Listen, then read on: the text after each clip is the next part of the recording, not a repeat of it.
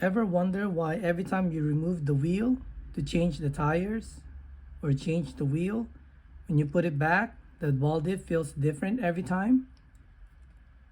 That's because you are over tightening the ball diff, the wheel nut on the drive side. To make it more consistent every time you remove and put the wheel back on, you want to make sure to not over tighten the wheel nut in the drive side. In this video, I'm going to show you how I do it. Put the wheel bearing in there. Most of my wheels and diff have a little bit of play. If I put the wheel nut without the washer or without shim.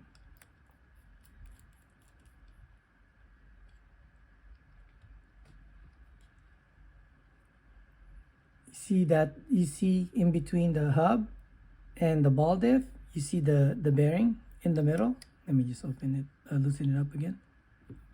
That's the bearing. What you want to do is close out the gap, okay, but not over tighten it.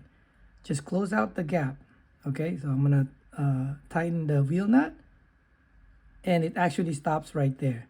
But look, you can still see the bearing, so that's not good. Most of the time, you only need 0.2 to 0.3 shim, like this one. However, for some reason, I needed to use a 0.5. And you don't want to put two shims, like the 0.3 and 0.2. Just get one. It makes it a lot easier. This is a 0.5 from Reflex Racing. So I'm going to put that in there.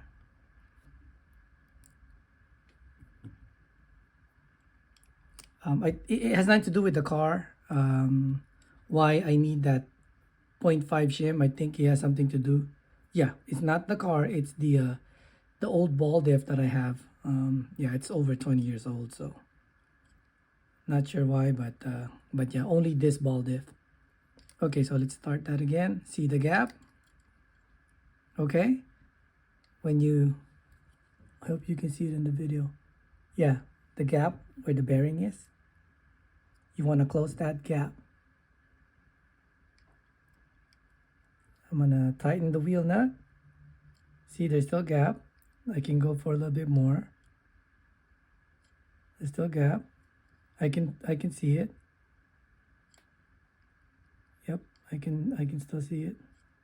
Now I can't see it, but it's still moving a little bit, and you can wiggle it. Okay, you can wiggle the wheel and feel that it's there's still a little bit of play, slop. Torque it down a little bit more. Okay, now it's solid. I'm gonna back off a little bit. Maybe I put too much. Nope, that was right. So tighten it a little bit. Yep. Okay, so the hub of the wheel is not moving.